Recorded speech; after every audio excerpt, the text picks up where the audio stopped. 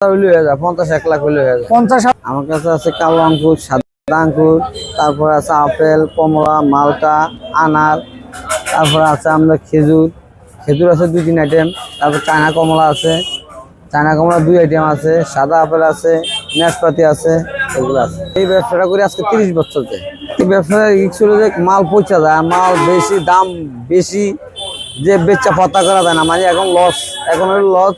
আমাদের আমের সিজনে একটু লাভ হয় আর কি ভাই। আমরা খুচরা দোকানদার, আমরা মনে করেন এই কত 2-1 লাখ টাকা, 2 লাখ 3 লাখ 4 লাখ টাকা আমরা ব্যবসা শুরু করে গেছি। আমাদের আড়তদারের টাকা ফানা থাকে, আমাদের আড়তদারের মনে করেন 5,000 6,000 7 লাখ এমন ফানা থাকে। যখন মালের দাম কমে তখন বেচেও ভত্তা করা যায়, আর নাহলে মনে করেন ভত্তা করা যায় না। মালের দাম বেশি, যে এখন কোনো ভত্তা নেই, এখন তো কাস্টমার ওইভাবে নেয় না, যে না এখন কয়জনে খাইতে পারে, সব মানুষরা কিনে খাইতে পারে না ফল। 1 কেজি আঙ্কুর মনে করেন 650, কমলা আছে 250 টাকা, আপেল আছে 250 টাকা, মালটা আছে 280, আনার 440। দাম তো মাসে কিনতে পারে না, সবাই কিনতে পারে না। ভাই এই ব্যবসাটা মনে করেন যদি কেউ স্টার্ট করতে চায় সর্বনিম্ন কত টাকা লাগতে পারে আনুমানিক?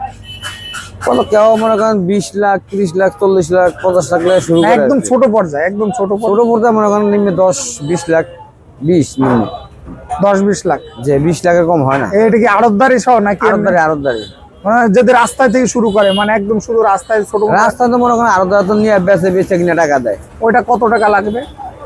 ওটা কত 50,000 হইলে হয়ে যায়, 50-1 লাখ হইলে হয়ে যায়। 50,000 হইলে মোটামুটি আপনার করা 50-1 লাখ লাগে, এখন দাম বেশি তো মালের, এখন 1 লাখ হলেই চলে। 1 লাখ টাকা হলে মোটামুটি 1 লাখ টাকা হলে চলে।